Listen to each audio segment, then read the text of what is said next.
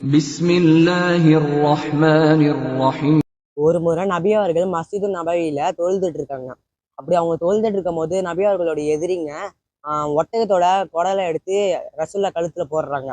ஒட்டகம்ன்றது ஒரு பெரிய விலங்கு, அதோட குடல்ன்றது ஒரு பெரிய பாகம். அந்த குடலை போட்டுன்னு அது ரொம்ப கனமா இருந்ததுனால ரசூல்லாவால எந்திரிக்க முடியல. அப்புறம் ஃபாத்திமா அலி வந்து எல்லாத்தையும் எடுத்து வச்சுட்டு எதிரிகளை பார்த்து திட்ட ஆரம்பிக்கிறாங்க. அப்புறம் ரசூல்லா சொல்றாங்க, ஃபாத்திமாவே அவங்களை திட்டாத, அவங்களை இறைவன் பார்த்துப்பான்னு சொல்றாங்க. இது ஏன் நான் இது இங்க சொல்றேன்னா, ரசூல்லா எந்த அளவுக்கு பொறுமையா இருக்காங்கன்னு பாருங்க. தன்னை கஷ்டப்படுத்தின எதிரிகளை ஒண்ணுமே அவங்க சொல்லல. இதை நம்மள யாராவது இருந்திருந்தா, நம்ம யாரும் கஷ்டப்படுத்திருந்தாலோ அடிச்சிருந்தாலோ நம்ம அவங்கள பழி வாங்குற அளவுக்கு நம்ம ஓய மாட்டோம். அவங்கள ஏதாவது பண்ணாதான் நம்ம கோவம் அடங்கும். ஆனா ரசூலா தன்னை கஷ்டப்படுத்தின எதிரிகளை ஒண்ணுமே பண்ணல.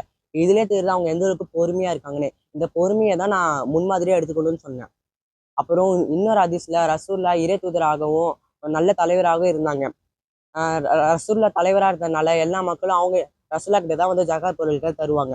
அப்படி ஒரு தடவை ஜகாத் பொருட்களா என்ன வந்துச்சுன்னா, அந்த காலத்துல காசு பணம் இதெல்லாம் தர மாட்டாங்க. ஜகாத் பொருளா பேச்சம்பழம் கோதுமை இப்படிதான் கொடுப்பாங்க. ஒரு முறை ஜகாத் பொருள்ல நபி அவர்கள் கிட்ட பேச்சம்பழம் வந்துச்சு. அப்போ நபி அவர்களுடைய பேரன் ஹசன் அலி அவர்கள் அந்த அந்த பேச்சம்பழத்தை சாப்பிட போறாங்க.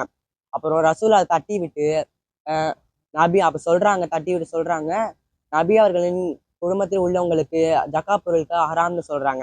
இதுல நம்மளுக்கு என்ன புரியுதுன்னா, நபி குடும்பத்துல இருக்கவங்களுக்கு ஜகாத் பொருளை பயன்படுத்துறதோ சாப்பிட்றதோ ஹராமு. என்னதான் இருந்தாலும் தன்னுடைய குழந்தையா இருந்தாலும் நம்ம தன்னுடைய பேரனா இருந்ததுனாலோ அந்த பேச்ச மரத்தை தட்டி விட்டாங்கல்ல, அந்த அளவுக்கு நேர்மையா இருந்திருக்காங்க அவங்க. ஜகா பொருட்கள் ஹராம்னு இதுதான் தெரியுது அவங்க எந்த அளவுக்கு நேர்மையா இருக்காங்கன்னு.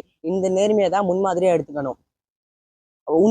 இன்னொரு ஹதீஸ்ல ஒரு பெண்மணி கபர்ல அழுதுட்டு இருக்காங்க. ரசூல் அவங்க கிட்ட போயிட்டு, ஏன் அழுவுறீங்க, இந்த மாதிரி நேரத்துல பொறுமையா இருக்கணும் அப்படின்னு சொல்றாங்க.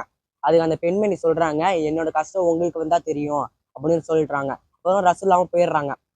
ஒருத்தர் வந்து அந்த பெண்மணி கிட்ட சொல்றாங்க, யார்கிட்ட தெரியுமா அப்படி பேசியிருக்க, அவர் தான் இறை தூதர் நபிசா அலைஹிஸ்ஸலாம் அப்படின்னு சொல்றாங்க.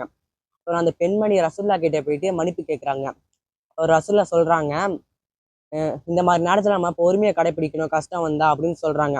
நான் ஏன் இதை இங்க சொல்றேன்னா, இப்ப இந்த காலத்து தலைவரை யாராவது பார்க்கணும்னா ஃபர்ஸ்ட் பார்க்க போகணும்னா பாடி கார்ட்ஸ் நிறைய இருப்பாங்க, போலீஸ் நிறைய இருப்பாங்க. ஏன் ஃபர்ஸ்ட் அவங்கள பார்க்கறதுன்னா அப்பாயின்மெண்ட்டே ஃபர்ஸ்ட் எடுக்கணும் நம்ம. ஆனா ரசுல்லா பார்க்க அந்த பெண்மணி போனப்ப ஒரு காவலாளியும் இல்லை. அவங்க போனாங்க, ரசுல்லா கிட்ட பேசினாங்க. இதுல இருந்தே தருது ரசுல்லா எந்த அளவுக்கு எளிமையா வாழ்ந்திருக்காங்க. இவ்வளவு நல்ல இறை தூதருக்காக நம்ம என்ன செஞ்சோம்? ஒண்ணுமே செஞ்சது இல்லைல்ல. அப்போ நம்ம நம்ம இறை தூதருக்காக நம்ம என்ன செய்யணும்னா